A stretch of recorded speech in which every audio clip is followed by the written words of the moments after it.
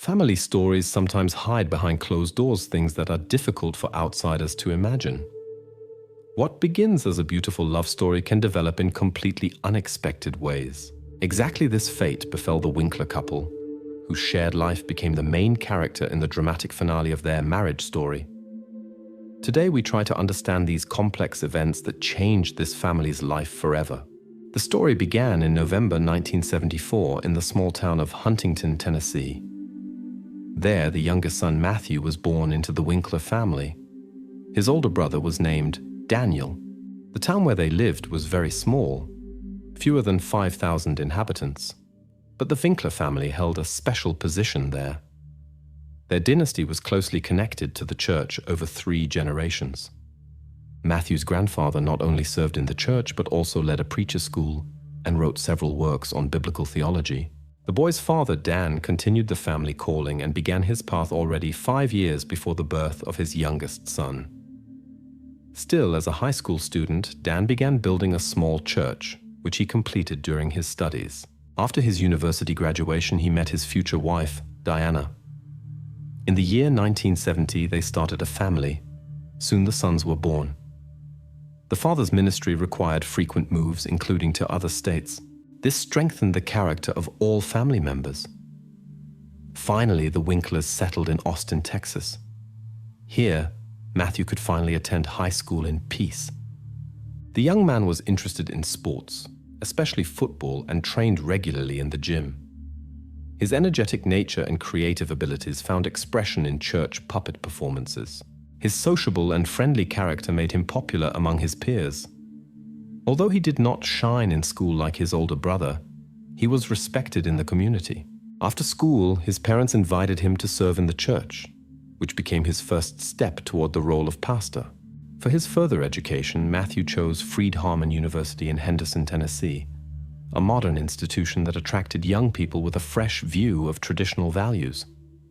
Outwardly, the family appeared perfect, although the father maintained strict discipline and clear hierarchy, which, however, seemed reasonable for raising 2 sons. The year 1993 brought new changes. The family moved to Nashville, Tennessee, where Dan served for 11 years. There, Matthew met his fate. The modest but charming student Mary Carol Freeman, who was somewhat older than him. Their romance developed rapidly. After 3 months, Mary introduced her beloved to her parents. The young man made an excellent impression on the religious family of the young woman and received their blessing. Not 6 months later, Matthew proposed to her. The couple sealed their relationship on the 20th of April 1994. In the deeply religious Freeman family from Knoxville, Tennessee, Mary was born in the year 1973. Her father, a pastor in the Church of Christ, had established strict rules in the family, which all followed unconditionally. With time, the family grew. Patricia was born. She faced serious challenges. Cerebral palsy, spinal meningitis, and encephalitis complicated her development. The parents made every effort to help their daughter. Thanks to their efforts, she learned to read, even if she did not always understand what she read. The sisters were inseparable. Mary even slept next to her younger sister to watch over her sleep. Mary developed a quiet and obedient character. During her elementary school years, the family took an important step. They took in Shannon from a large family. Her siblings lived with other foster parents. Later, all children were reunited with their biological parents.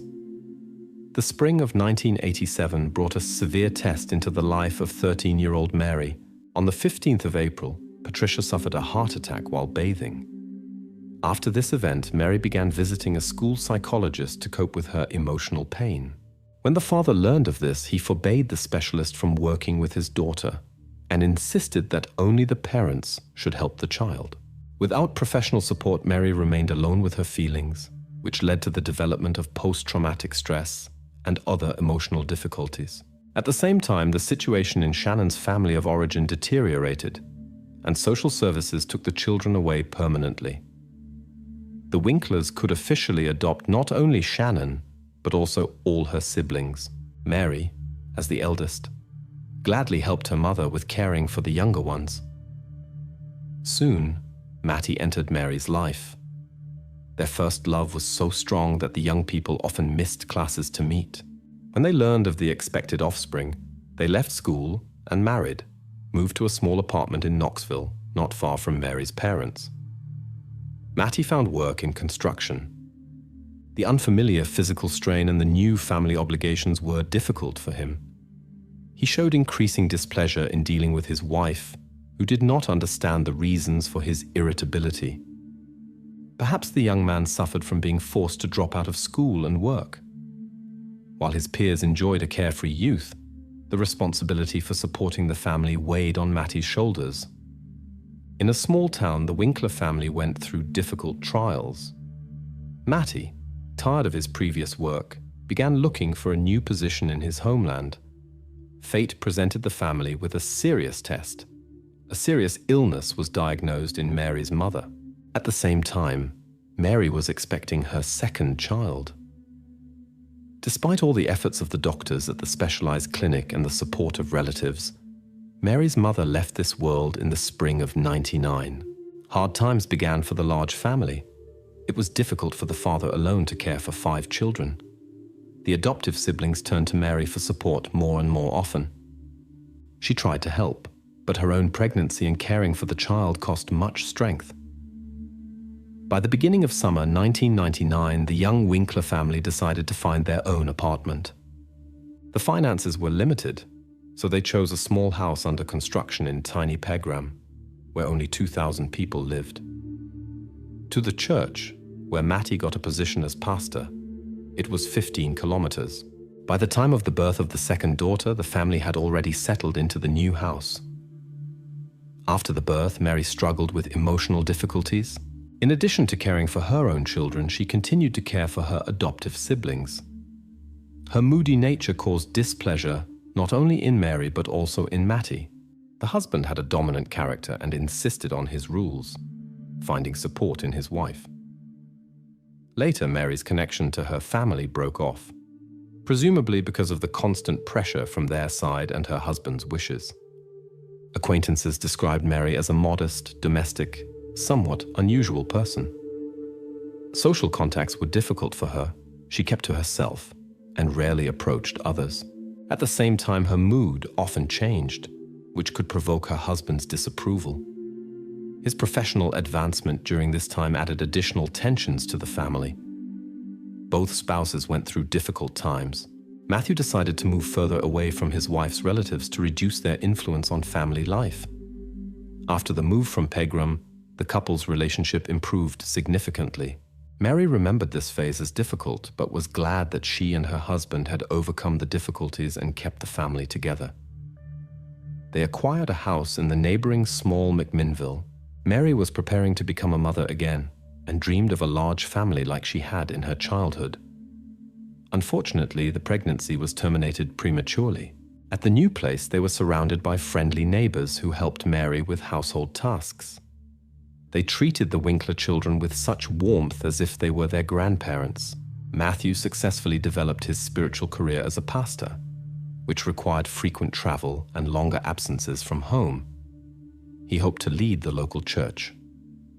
His wife decided to support the family budget and took a part-time job.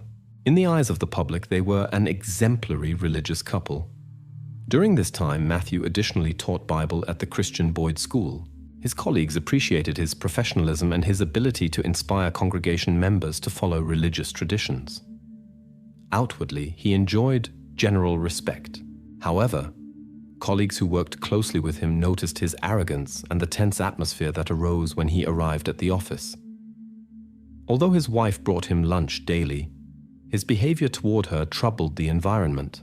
The secretary even dared to express her dissatisfaction to Matthew as she considered such behavior inappropriate for a spiritual mentor.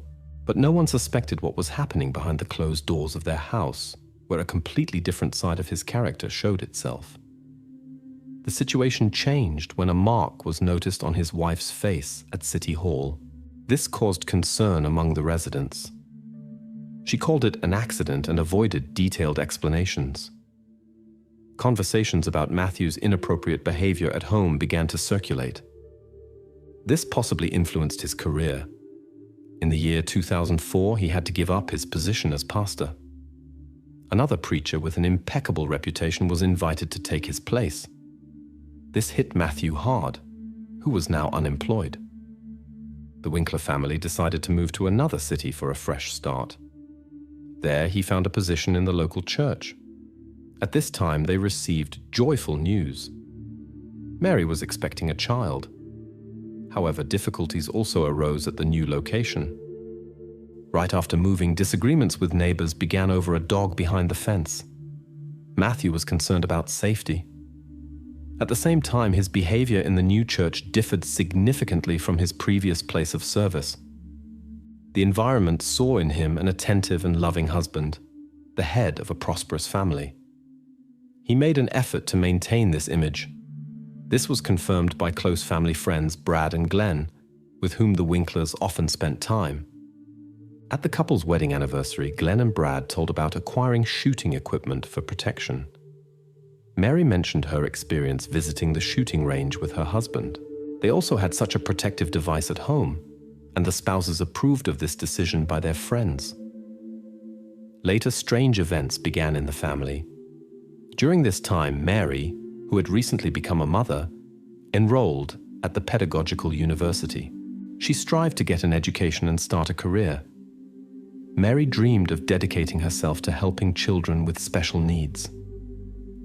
On the 1st of December 2005, Mary received an unusual letter, a lottery check with a high prize. Inspired by this unexpected luck, she dared to take a risky step. She borrowed money to pay the insurance premium and then turned to the bank for an additional amount while waiting for the payout of the supposed winnings. Reality turned out to be far less rosy. The check was forged. In an attempt to get out of the difficult situation, Mary conducted a questionable bank transaction for $6,500. Her plan was too simple and soon attracted the attention of bank security. At the beginning of February 2006, it became clear that the financial transaction had not passed the test. Seeking a way out, Mary rented a post office box and changed her correspondence address at the bank. This indicated her intention to repeat the risky scheme. She even opened a new account with minimal contact information, only mobile phone and postal address. There were only $100 in the account. At the bank branch, Mary tried to withdraw $7,000 to pay off her previous debt. After that, she changed the delivery address to the new post office box. At the same time, her husband Matthew received happy news from his father about the improvement of their financial situation. He had no idea about the difficult situation his wife had created. The family had almost paid off their debts, thanks to compensation that Matthew had received after an incident on the street a few months ago. While the family head tried to consolidate their financial situation, his wife became entangled in risky adventures. It seemed as if she was sincerely trying to correct the situation, but she only made it more complicated. The next day, the bank contacted Mary. She was told that the operation violated the law and the requested funds were not in the account. The employees insisted that she should come with her husband for a conversation with the manager. Instead of discussing the problem with her husband, Mary continued to keep everything secret. The manager offered a loan of $5,000 to pay off the debts. Since it was a joint account, however, Mary could not make a decision alone. She left the bank without a solution to the problem. Later, the bank contacted her again and warned of a possible report to law enforcement agencies. She was again offered a loan to resolve the situation with the questionable checks. Mary promised to think about the offer. While she pondered the situation that had arisen, something unforeseen happened. On the 22nd of March 2006, the Winkler family was supposed to attend an important church service. The congregation members expected the whole family, the parents and their 3 daughters, who usually spent time with other children during the service. However, at the appointed time, none of them appeared. This caused concern among the congregation members, because the God-fearing family of the pastor had never missed such events before. After some waiting, the elder tried to call them at home, but without success. This behavior was completely atypical for church servants, especially given the fact that Matthew was supposed to give an important sermon that day. The troubled congregation members sensed that something was wrong. One of the church servants set out for Matthew and Mary's house to check on them. Light was on in the house and the television was running loudly, but no one responded to ringing and knocking. When the man looked through the windows, he could not see anything. He asked neighbors and other colleagues from the church for help. After a long search, spare keys were found in the utility building. Around 9 o'clock in the evening, they managed to get into the house. What the church servants saw put them in a state of shock. In the bedroom, they found Matthew motionless. The pastor was wearing pajamas, which indicated that the incident happened when he was still sleeping. At this time, the man was 31 years old. The church servants immediately called emergency 911. The specialists who arrived examined the crime scene. The investigators had to ask the curious neighbors to leave the premises. The investigators began their work, although the presence of unauthorized persons made the search for evidence more difficult. Particular concern was caused by the absence of Mary and the children as well as the family car. Their whereabouts remained unknown. The congregation members worried about their fate and did not understand what could have happened to the family of the universally respected pastor.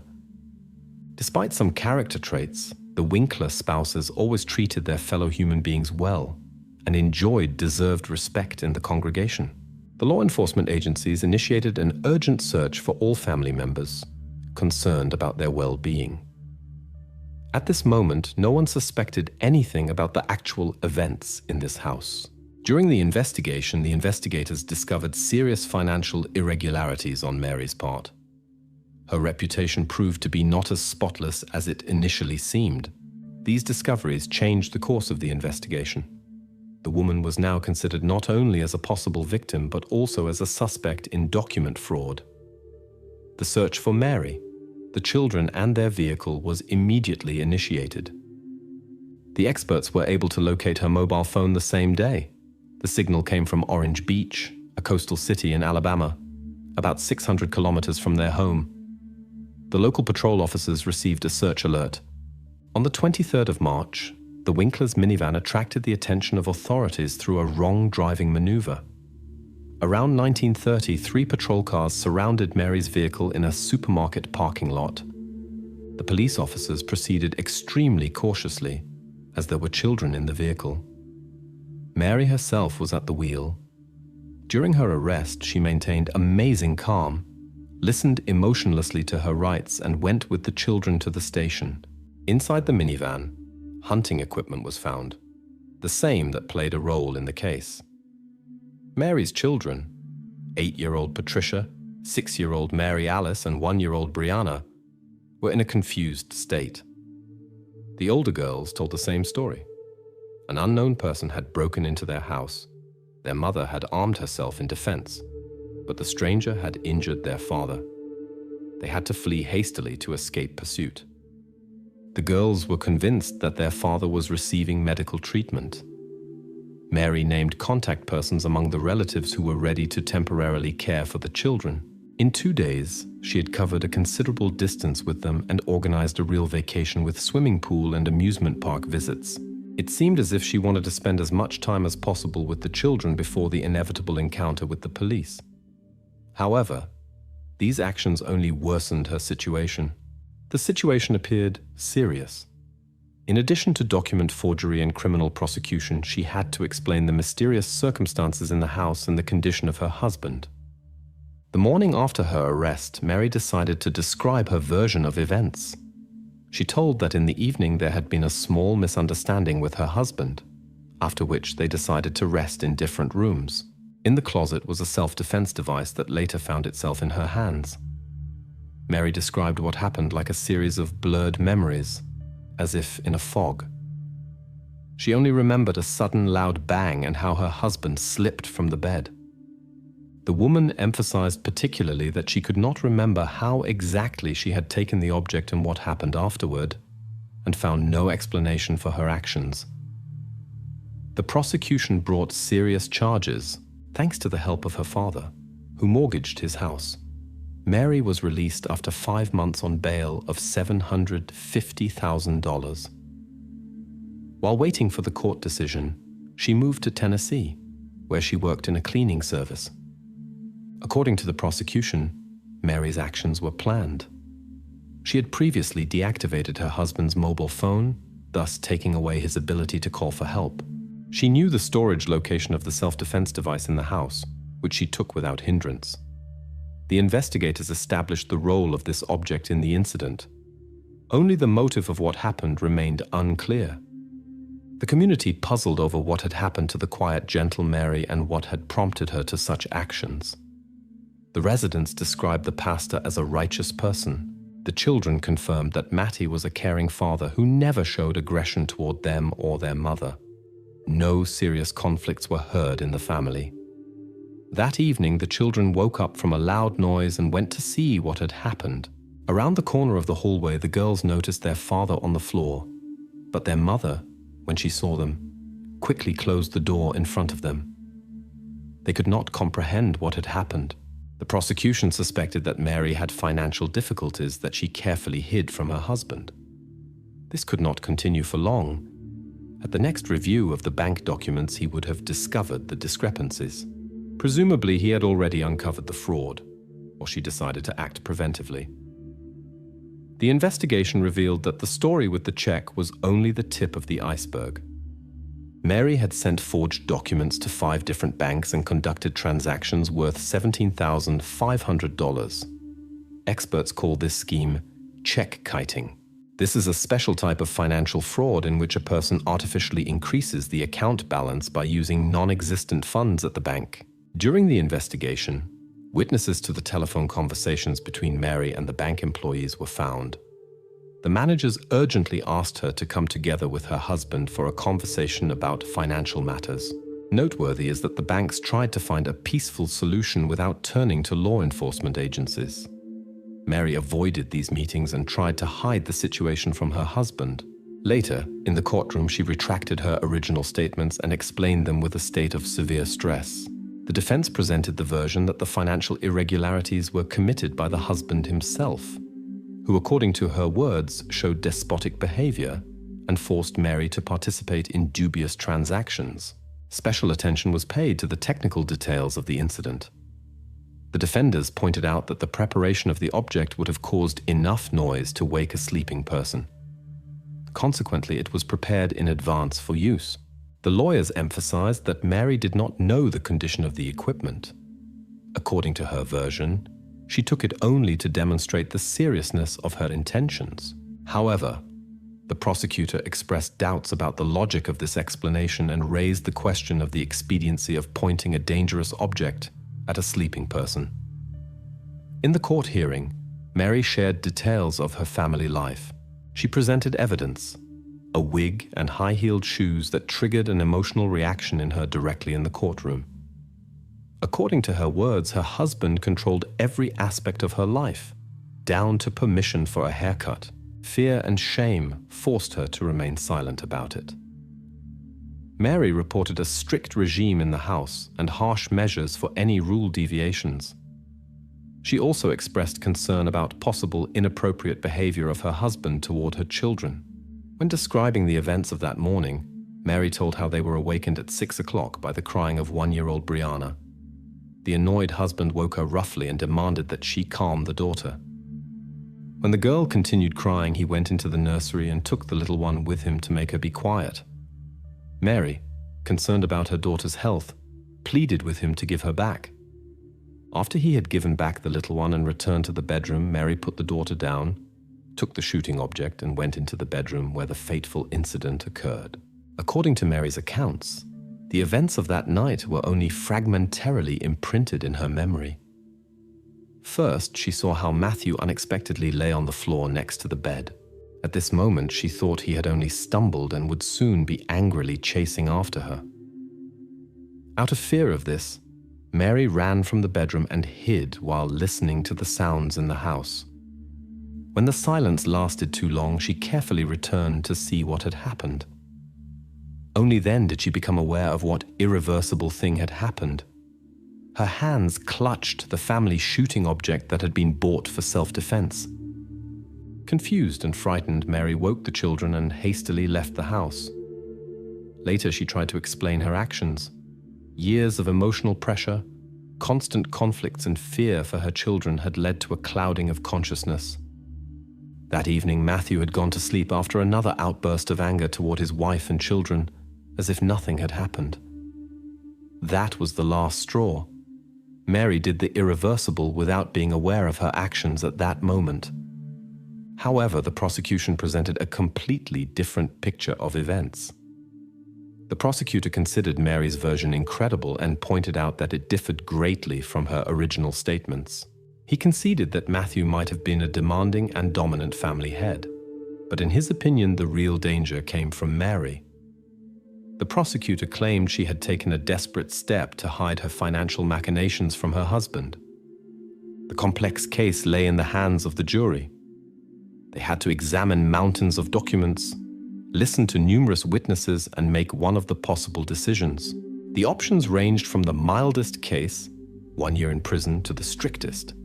Life imprisonment without possibility of early release, with deprivation of custody rights. On the 19th of April 2007, after 8 hours of deliberation, the jury announced their verdict. They found Mary guilty of unintentional actions. This was the middle option between the extremes. Everyone expected the court to impose at least 6 years in prison, but the decision was surprising. 210 days, taking into account the already served 5 months of pre-trial detention. After that, Mary was sent for 2 months to a specialized center for rehabilitation and then released. The court justified this mild decision by saying it believed the defendant's statements about years of psychological pressure that had driven her to desperation. The residents of the small town showed amazing understanding for Mary's action. The public was particularly impressed by the story with the shoes for certain dances. The local women agreed that the compulsion to wear such shoes represented a form of moral coercion and expressed their support for the defendant. The prosecution insisted on a harsher sentence. In their opinion, the situation required a different classification, as Mary herself made the decision to enter the bedroom armed. At this moment, she acted consciously. However, these arguments found no hearing among the jury. Numerous applications by the prosecution for reopening the proceedings remained unconsidered. This judicial decision triggered great public resonance, especially among Matthew's relatives, who felt the verdict was a mockery of justice. In August 2008, Mary received full custody of her 3 daughters, who had been with Matthew's parents until then. A serious legal battle erupted over the right to child rearing.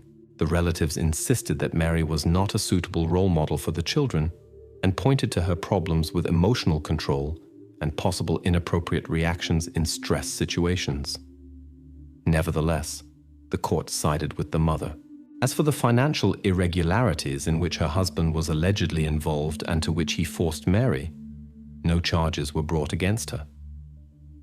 For a time, she worked in a cleaning service, then found employment in a kindergarten near McMinnville. However, due to increased attention from society and the press, she did not stay anywhere for long. Today, Mary, who has become 50 years old, prefers to avoid the public. Information about her current place of residence remains confidential. It is not easy to accept one's own inner difficulties, especially when it comes to sensitive questions of mental state. Many believe they could overcome all difficulties alone, relying only on their own strength. But sometimes the situation proves to be more complex than it may appear at first glance.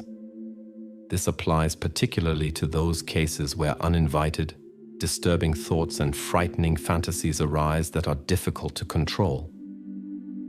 The story of David Kresby began in Sacramento, California, where he grew up in a family of educated and respected citizens.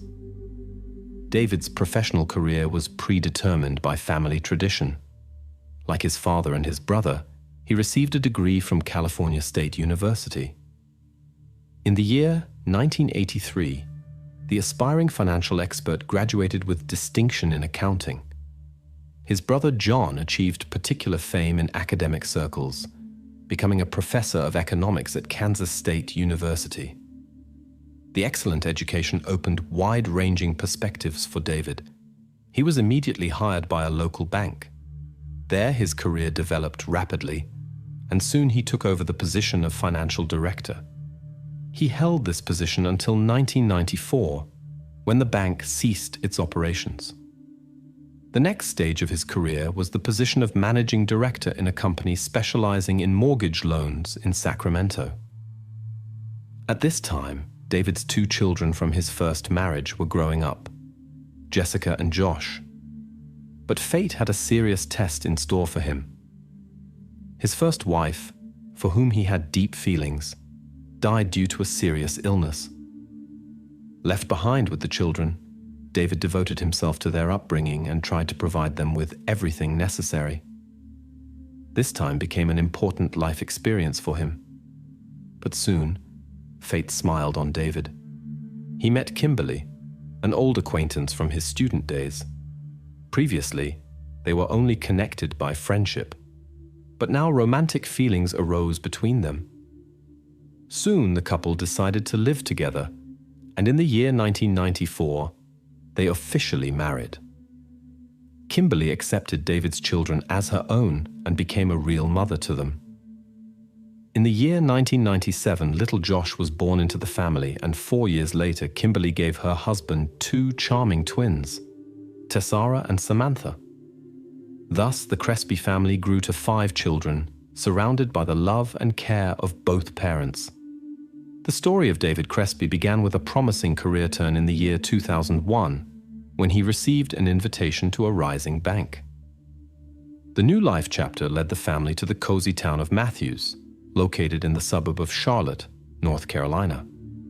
Until the year 2006, the 45-year-old David seemed to have embodied the classic American success ideal. As vice president of Wachovia Bank, he settled in a prestigious 3-story villa in one of the best neighborhoods of Matthews. Their street radiated peace and prosperity, exactly the place David had always wanted for his family. Here reigned a special atmosphere of comfort and security, ideal for raising children. The family relationships developed harmoniously. All family members got along well with each other.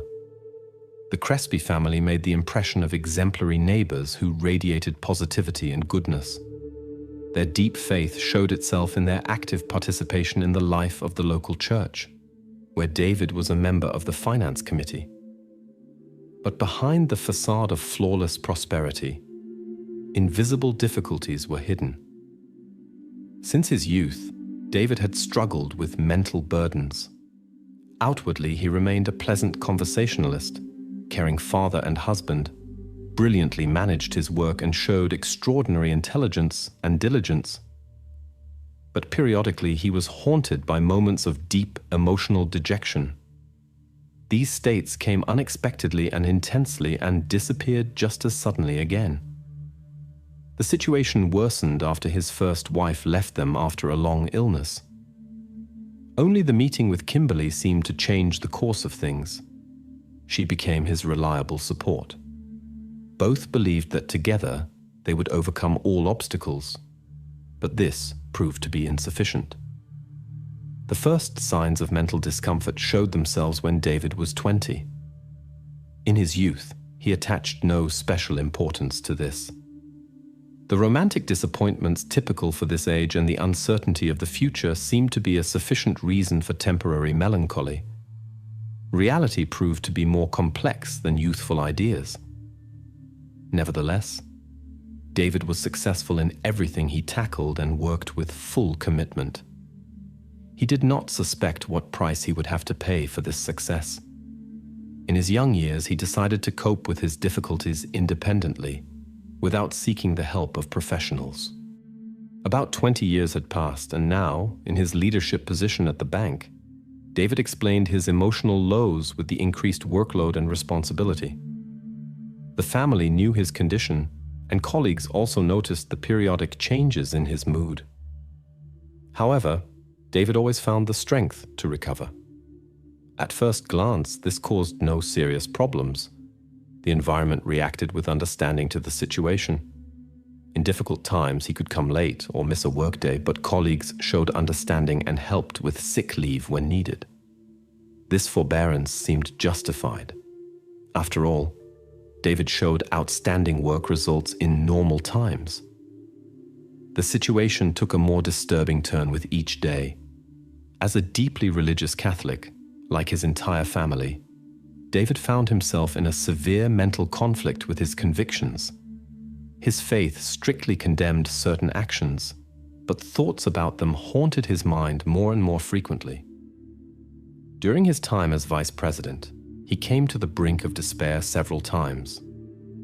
On such days, David drove out into the countryside and sought lonely places where dark thoughts tormented him. His wife, who sensed trouble, always found a way to be with him in such moments. After these incidents, the man gave his family the firm promise not to disappear again and not to give in to such impulses anymore. But promises alone were not enough. Periodically occurring waves of melancholy threw him completely off track, and he could not cope with them. The given word did not help to get rid of the obsessive thoughts. The inner pressure only grew more, since he could no longer openly show his feelings in difficult times. Gradually, his mood changed. Disturbing fantasies about other people appeared.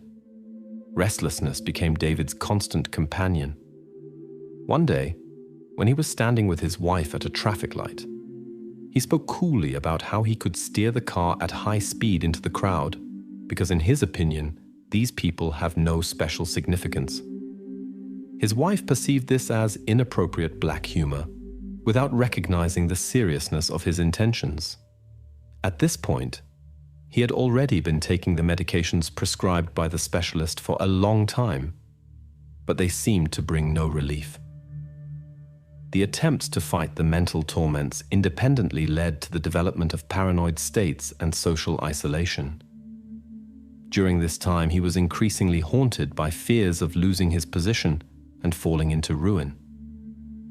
Each time he imagined the worst possible development of events, which only worsened his condition.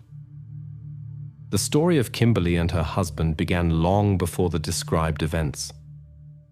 Already in the year 2000, she noticed that her husband was going through difficult emotional phases. Aware of the seriousness of the situation, she convinced him to consult a specialist. David agreed to begin treatment and strictly followed all the doctor's recommendations. After some time, a side effect of the prescribed medications appeared: a significant weight change. This troubled David, and he decided to consult a specialist to adjust the treatment. Until the year 2006, the 45-year-old David Kresby had already become a regular patient with his doctor. At this point, his condition had alternately improved and worsened over 2 decades. With time, David noticed that the phases of mental discomfort became more frequent and intense. In such moments, he was haunted by disturbing thoughts and obsessive ideas. Despite regular care by the specialist, he preferred to keep these experiences to himself, hoping to cope with them alone with the help of the prescribed medications. David very much valued his accustomed life. It was clear to him, if the doctor learned of his condition, the consequences could be serious. There was the risk of forced treatment, loss of workplace, and what would be worst, separation from his family. The situation was complicated by the fact that the disturbing thoughts increasingly revolved around his relatives. The last meeting with the specialist took place on the 19th of January 2006. Everything proceeded as usual. The doctor, who assumed that the patient was only plagued by insomnia and anxiety, prescribed new medications. The medication that had caused weight gain was also replaced. The specialist noticed nothing unusual in David's behavior, who skillfully concealed his true feelings. On Friday, the 20th of January 2006, the entire Kresby family was at home. Kimberly was together with her husband and the 5-year-old twins Samantha and Tessara, whom their father loved above all else. David had called in sick due to another episode of mental discomfort. The girls were recovering from a cold and therefore stayed home, although they were already feeling much better. The day began as usual. Nothing indicated changes. At 11:30 in the morning, David received a call from his mother, the usual daily check. Since she knew about his health problems, she regularly inquired about her son's well-being. Their conversation lasted about a quarter of an hour, during which David was able to assure his mother that he was doing well. At this moment, the 3 older ones, 17-year-old Jessica, 14-year-old Dylan, and 9-year-old Josh, were at school. His wife, Kimberly, knew about her husband's difficult condition, but outwardly, everything seemed calm. At 12:15, she went to the beauty salon and left the twins in their father's care. The girls had just finished their lunch. Kimberly was convinced of the children's safety. After all, David had always shown sincere care toward them. After eating, he worked briefly on the computer and then decided to spend time with his daughters. He suggested playing hide and seek. The girls agreed joyfully and ran off in different directions through the house.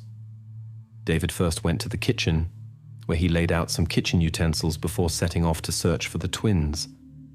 He found Samantha first. The girl laughed cheerfully, unaware of the heavy thoughts in her father's head. He led the child silently to the kitchen and ended the game. What happened then changed this family's fate forever. Tessara heard strange noises, left her hiding place, and became an involuntary witness to what was happening. Despite her young age, she understood. Something terrible had happened. In an attempt to save herself, she hid on the first floor, but the father continued on his path. He quickly found the second daughter in the bathroom of the master bedroom.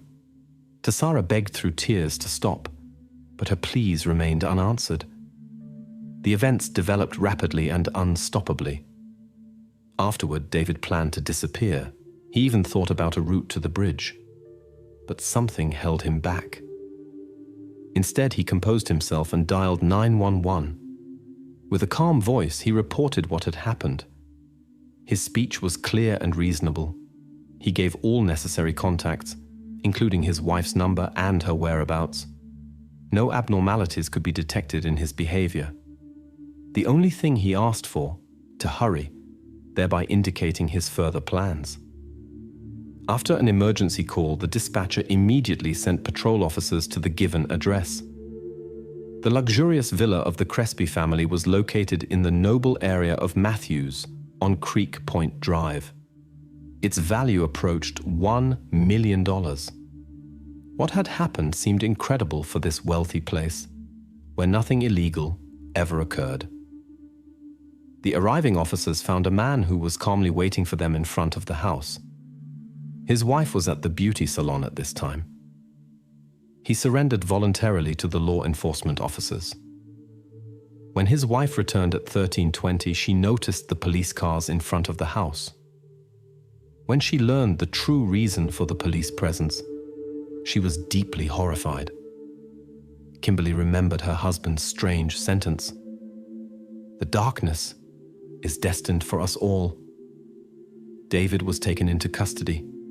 Due to his condition, he was placed under constant observation. He received special protective clothing, and all potentially dangerous objects were removed. The story of the well-known and wealthy man shocked society. Under North Carolina laws, he faced the harshest punishment. In mid-July 2006, information emerged about a possible deal with the prosecution. It was assumed that the prosecution would not insist on the maximum sentence if David admitted his guilt in a particularly serious crime. According to the agreement, he could receive life imprisonment without the possibility of early release. The public considered this punishment too mild, given the fate of 2 young souls. During interrogations, David invoked depression and the effect of a new medication prescribed by the doctor. The following press conference, at which the prosecutor refused to discuss questions about punishment, only intensified the public response. The situation became increasingly contradictory. The media were full of sensational headlines and incredible theories. At the same time, the defense claimed that the prosecution did not intend to demand the maximum sentence at the upcoming hearings, although there was no official confirmation of this. In conversations with representatives of the prosecution, David repeatedly returned to his mental condition, which, according to his statement, led to the tragic events. He described in detail his years-long struggle with deep mental burdens and confessed that his condition had deteriorated rapidly in recent months. As vice president of a bank, David was under constant tension because he feared losing this position. He was pursued by obsessive thoughts about financial ruin and the destruction of family happiness. The worry about his children's and wife's future gradually developed into insurmountable panic. On the fateful day, he began hearing voices that whispered to him there was no way out and the future was hopelessly destroyed. These voices urged him to irreversible actions toward the twins. In his confused consciousness, the strange notion developed that the twins shared his mental agitations. Therefore, he believed, they refused to go to kindergarten. Gradually, the absurd thought solidified in his head that certain actions toward the children would somehow end these tormenting experiences. He later confessed that the consequences could have been even more serious if his wife and the other children had been at home. Amazingly, Kimberly found the strength to forgive her husband. She spoke out against the death penalty, which she considered excessive. Despite her deep grief, the woman said repeatedly to journalists that even the harshest punishment would not change what happened on the 20th of January. According to her words, ending David's existence would have been an additional trial for the family. Kimberly even expressed relief that her husband had waited for the officer's arrival. She was firmly convinced that his act was the consequence of a serious mental disorder. The wife described his condition as a complex combination of mental torment and distorted perception of reality. Kimberly preserved hope for a possible restoration of her husband's mental health and believed that he could return to his former state as a loving and calm person. She was convinced that David's life would retain its value, even if he had to spend it in custody. The decision about the sentence remained uncertain. Despite the severity of the incident with 2 victims, the prosecutor did not insist on extreme measures due to the confirmed unstable mental condition of the defendant. This could have significantly complicated the process of convincing all 12 jurors. The investigations continued to bring new circumstances to light. The lawyers carefully prepared the defense, relying on David's over 20-year history of mental illness. Before the incident, he had always obeyed the law, had been an exemplary family father and respected citizen. His wife Kimberly and relatives confirmed he had never shown aggression and had cared for his wife and children with devotion. The defense claimed that on the 20th of January, a severe mental breakdown had occurred that led to irreversible consequences. David's relatives uniformly testified to his altered state of consciousness at the time of the incident. Kimberly appeared at the hearing in support of her husband. She told how he had fought against his mental illness for years and had been successful with it. The family had turned to specialists, followed all recommendations and taken the prescribed medications. However, according to the woman, the prescribed treatment proved to be insufficiently effective. A new psychiatric evaluation uncovered more serious deviations. Instead of ordinary depression and anxiety, psychotic depression and signs of bipolar disorder were determined. It became clear that the previously prescribed medications did not correspond to the patient's actual condition, although he was classified as sane. Several years before the incident, David was diagnosed with cancer. the treatment was successful.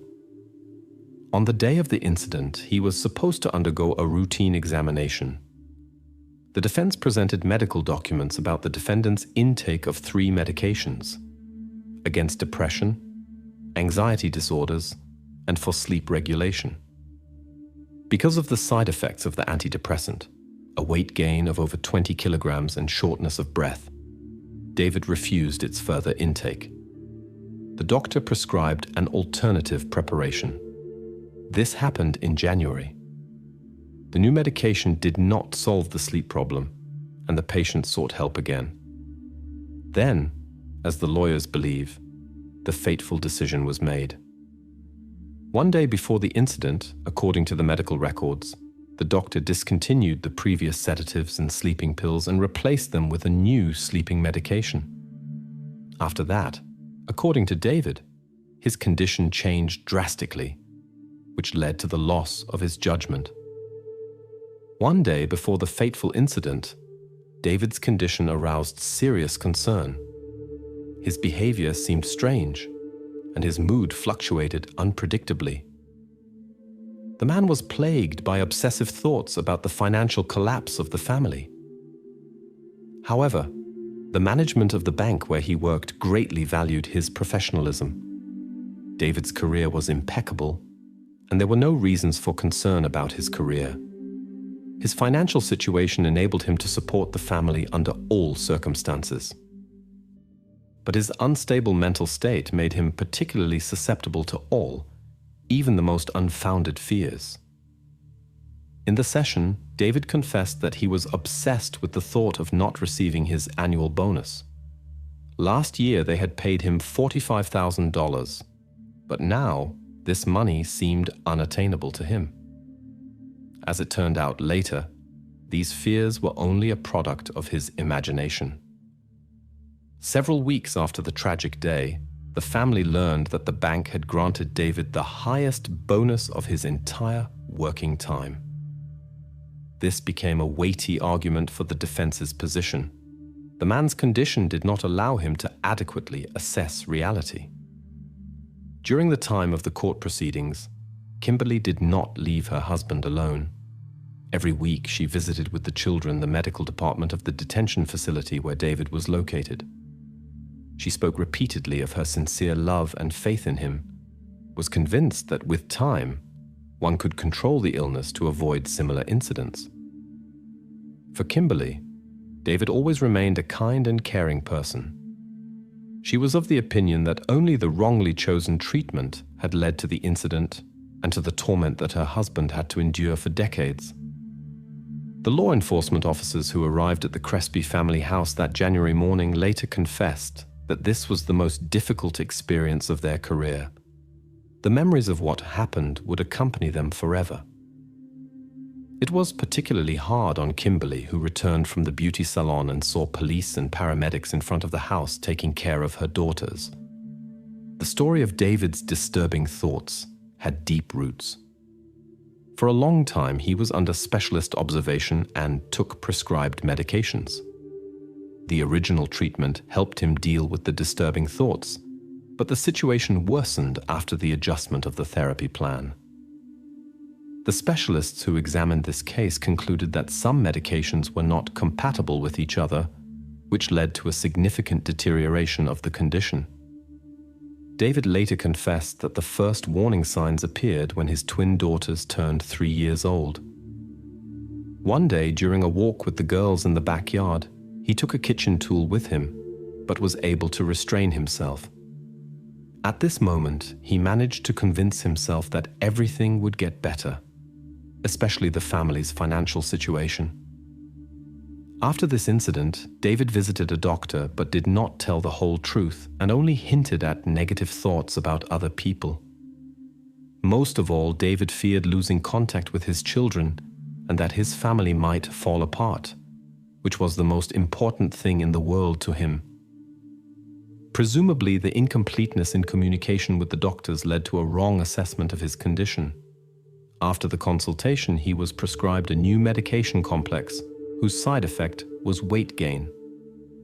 Concerned about the changes, David wanted to exchange the therapy for one without such consequences. He admitted that over many years, disturbing episodes related to the family occurred periodically, but he believed he could keep the situation under control. The man was convinced that he would never put his obsessive thoughts into reality. According to David's account, he was working on the computer that morning after his wife had gone to the beauty salon. Suddenly, an urgent idea came to him regarding his daughters. At that time, he thought all problems would become meaningless because there would be no one left to care for. Today, he recognizes that his unstable condition was the reason for everything. But at that moment, a decision regarding the twins had already formed in his consciousness. In the first conversations with the investigators, David behaved confidently and answered without hesitation. His consideration seemed disturbingly composed, but the situation changed fundamentally after he received professional help in a closed facility. Only then did David become aware of the extent of his actions. He confessed that he had never shared his disturbing thoughts with others before. Even when obsessive ideas of causing harm to others haunted him during car rides, he kept this to himself. His wife Kimberly had no idea how serious her husband's condition was. The attending physician was not held responsible for what happened. He justified this by saying that the patient had concealed important information, making a complete assessment of his condition impossible. The specialist also noted that each medication can cause individual reactions that are difficult to predict. The professional help and therapy that David received in the correctional facility had a clear influence on his condition.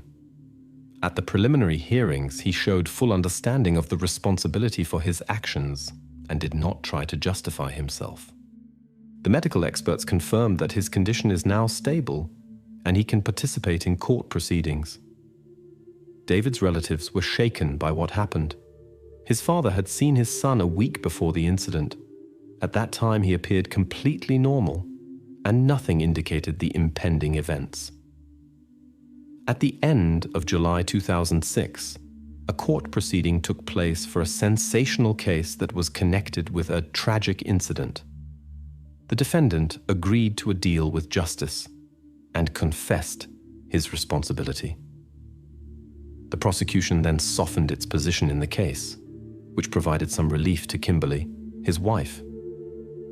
This decision triggered a heated public debate that split people into two camps. Part of society insisted on maximum punishment. Despite the short duration, the trial proceeded in an extremely tense atmosphere. David's relatives could not hold back their emotions, and he himself, after understanding the severity of his actions, showed open remorse and said this realization would accompany him forever. Even experienced investigators who were first to arrive at the crime scene struggled with their feelings when remembering these events. As a result of the hearings, the court sentenced the man to 2 life sentences without the possibility of early release. This case still raises many questions in the public. In particular, the version is discussed whether David was really not conscious at that moment. His statements about an uncontrollable psychotic episode are doubted, as he behaved as usual that day. He communicated with his mother and wife, worked, and showed no signs of instability. It is remarkable that the tragedy occurred exactly when his wife was not at home. The sequence of his further actions seemed quite conscious. He put himself in order, called emergency services, and confessed. Currently, David is serving his sentence in a correctional facility in North Carolina, while Kimberly dedicates herself to educating society about possible serious consequences of taking certain medications.